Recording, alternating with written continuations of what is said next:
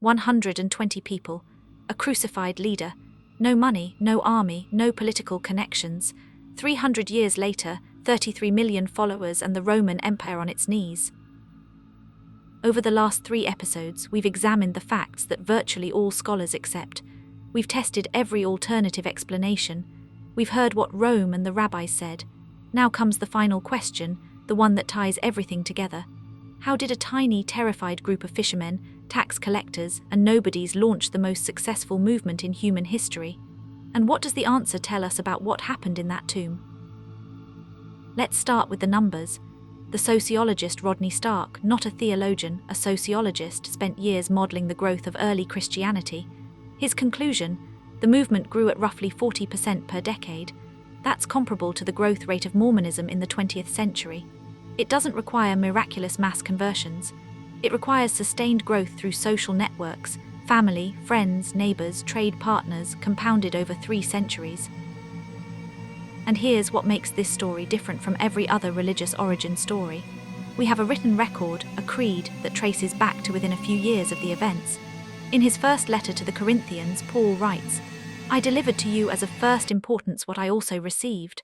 Those words, received and delivered, are technical terms for the formal transmission of tradition. Scholars across the spectrum, believers, agnostics, atheists, date this creed to within 1 to 5 years of the crucifixion. It names witnesses: Peter, the 12, 500 people at once, James and Paul himself. This isn't a legend that grew over centuries. This is a claim that was being made while the eyewitnesses were still alive to confirm or deny it. Here's what that looks like. Around 30 CE there were roughly 120 followers. By 100 CE maybe 7 or 8,000, by 200 CE over 200,000, by 300 CE before Constantine, before any political power, over 6 million, and by 350 CE over 33 million, more than half the Roman Empire. Stark's model explains the mechanism: social networks, care for the sick during plagues, higher status for women, strong community bonds, a coherent moral framework in a world that was falling apart. All of this is real, all of it matters, but none of it answers the most important question. What started it? Because here's the thing that Stark's model cannot explain. The movement should never have begun. Jesus was crucified. In the ancient world, crucifixion wasn't just execution, it was the most degrading punishment imaginable. The historian Martin Hengel documented this exhaustively. Crucifixion was reserved for slaves and rebels. It was designed to humiliate. To the Romans, a crucified man was subhuman. To the Jews, a man hung on a tree was cursed by God. That's Deuteronomy 21 verse 23. A crucified Messiah wasn't just a failed Messiah, he was a cursed Messiah. The movement should have died at Golgotha. Instead, something happened. Within weeks, the same disciples who had fled, who had denied knowing Jesus, who had locked themselves in a room out of fear, these same people were standing in the streets of Jerusalem, proclaiming that Jesus had risen from the dead. And they never stopped, not when they were beaten, not when they were imprisoned, not when they were killed. Now people die for beliefs all the time. That's not the argument. Suicide bombers die for beliefs, political revolutionaries die for beliefs. The question isn't whether people die for things they believe, the question is whether people die for things they know to be false. The apostles weren't dying for a doctrine they'd received from someone else. They were dying for something they claimed to have seen with their own eyes. They said they saw Jesus alive after his death.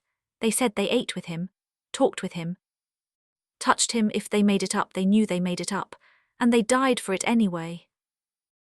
How strong is the evidence that they actually died? The New Testament scholar Sean McDowell spent his doctoral research evaluating every martyrdom tradition for every apostle. His conclusion: the evidence is strongest for 4. James, the son of Zebedee, executed by Herod Agrippa around 44 CE. That's recorded in Acts, a near-contemporary source. Peter, crucified in Rome under Nero, around 64 to 67 CE. Attested by Clement of Rome, writing from Rome itself within living memory. Paul, beheaded in Rome around the same time, attested by multiple early sources. And James, the brother of Jesus, stoned in Jerusalem around 62 CE. And here's what makes James's death remarkable: it's recorded by Josephus, a Jewish historian with no sympathy for Christianity. Josephus tells us that the high priest Ananus had James executed, and that other Jewish leaders condemned the act as illegal.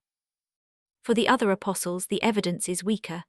Later traditions exist, but they're less reliable. We should be honest about that. The argument doesn't rest on all 12 dying as martyrs. It rests on the ones for whom we have strong evidence, and on the fact that none of them ever recanted.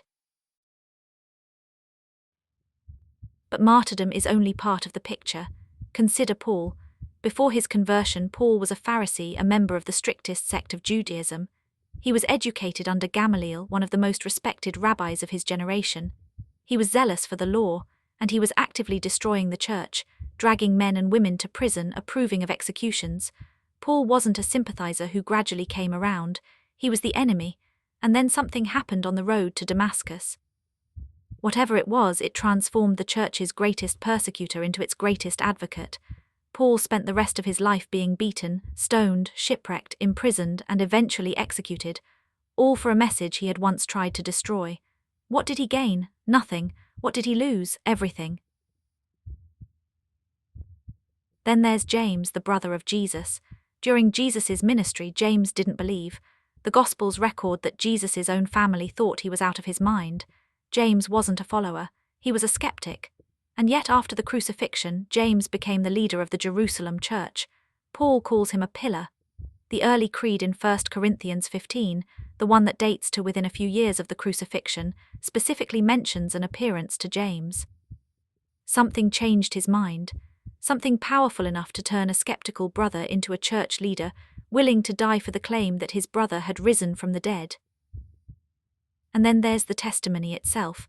If the early Christians were fabricating a story, they did a remarkably poor job of it. They made women the first witnesses to the empty tomb in a culture where women's testimony was not accepted in court.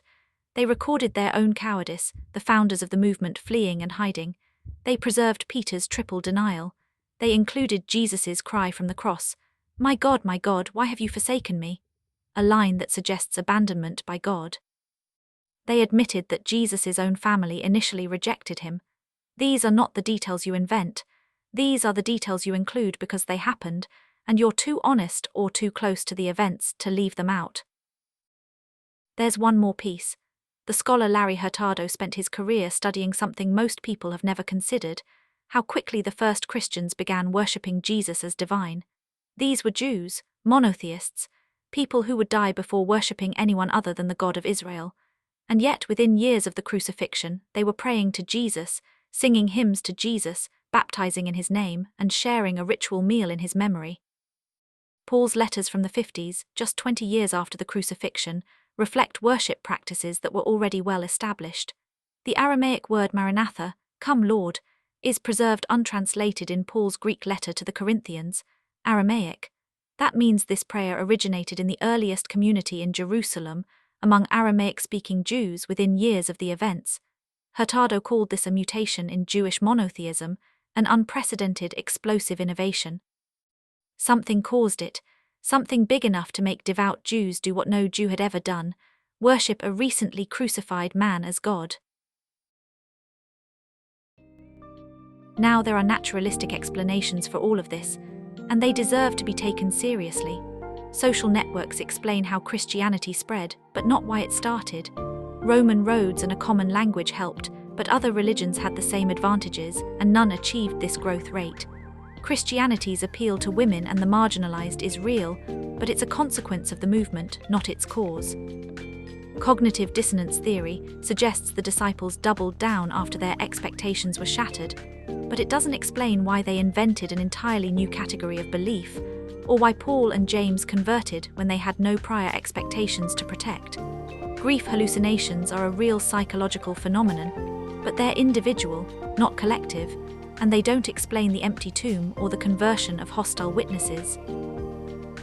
And yes, Constantine's conversion in 312 CE gave Christianity political power, but Christianity was already 10% of the Roman Empire before Constantine ever picked up a cross. The movement survived 280 years of intermittent persecution without a single emperor on its side. Constantine explains the final acceleration. He doesn't explain the first 3 centuries. So here's where we are. Over 4 episodes, we've examined the evidence from 4 different angles.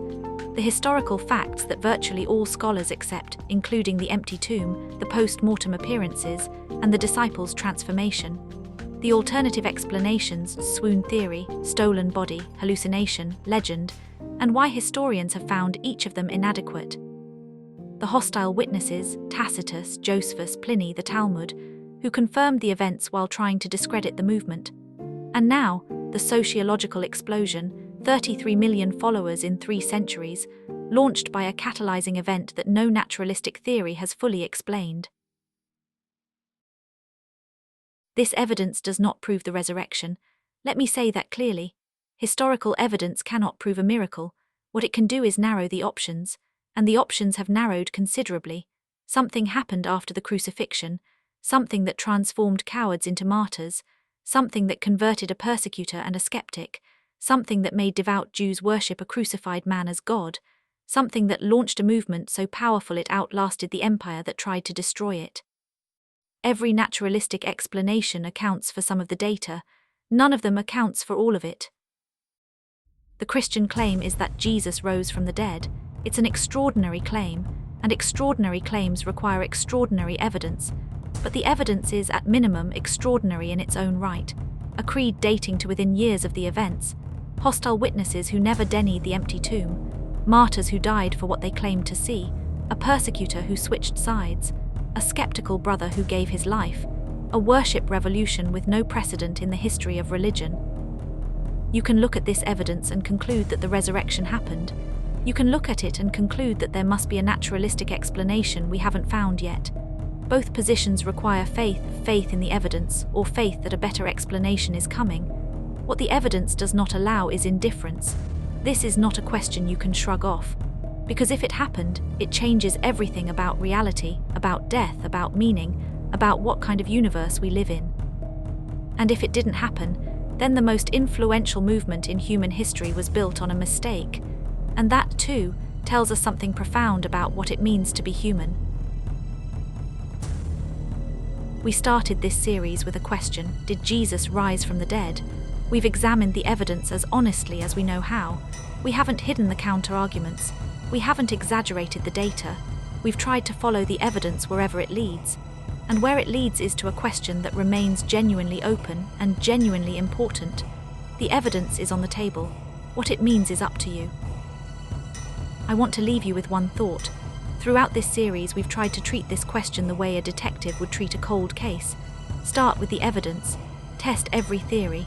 Listen to the hostile witnesses. Assess the aftermath. We haven't asked you to believe anything. We've asked you to look, and what we've found is a body of evidence that at the very least demands an explanation. Not a shrug, not a dismissal, an explanation. 2,000 years later, the best minds in history, philosophy, and science are still working on one. That alone should tell you something about the weight of the question. This has been the Resurrection Case.